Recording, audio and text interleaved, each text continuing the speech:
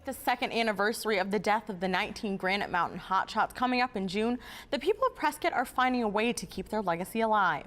Reporters Brecker and Celina Busse went up to YAMAPAI County and found out how state officials are planning to build a memorial for those hotshots who perished in the 2013 Yarnell fire. 19 families are missing loved ones. The pain hasn't lessened in the 2 years since the Yarnell Hill fire changed direction, trapping the men in an area where they could not escape. Friends and family in the community of Prescott are working to create a memorial for those men. I can't think of a word that is horrific enough to say how I feel about what happened there.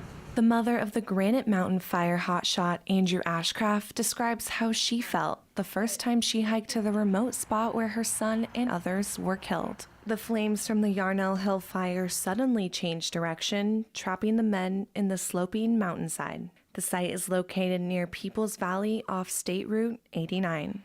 I wasn't able to touch him and say goodbye. I wasn't able to whisper in his ear, even if he wasn't there, "Love you."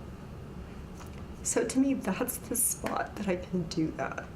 PFINGSTON is pushing for a memorial to be built in the spot where the men lost their lives. Because of the remote location, there's no public access from the highway. Therefore, visitors can only get there on foot.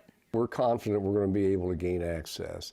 Once that access is obtained, then we will be able to figure out the distance and everything else, and that will contribute to the type of a memorial we have. With the land the state is hoping to obtain, the hike would be a tough 2 miles. To solve that problem, officials are looking into buying private land, which would make access to the memorial an easier hike for visitors, although it would cost more. We set forward a really aggressive agenda to move this because literally it'll be 2 years since, on June 30th, since the tragic incident.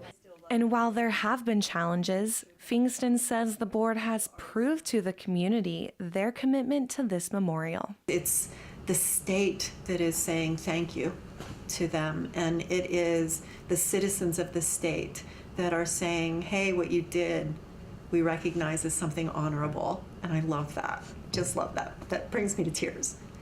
PFINGSTON says for her, this isn't just a memorial. It's a place where she gets to be with her son. It's a place where I can go and experience what Andrew saw and what Andrew felt. He was just wonderful. He was just really wonderful. And she hopes the memorial will be simple and informational. That's what the Hotshots would have wanted. In Prescott, Celina Busse, Cronkite News. I'm here in Prescott right now with Rulie Simmons, supervisor of Yavapai County and Memorial Board member. Hi. Hello. So exactly what have you guys, the last board meeting was on April 10th. What progress have you guys made so far? We're working on, we're narrowing down to select a right-of-way and to gain right-of-way and access. Once we get that, then we're going to better be able to design the site.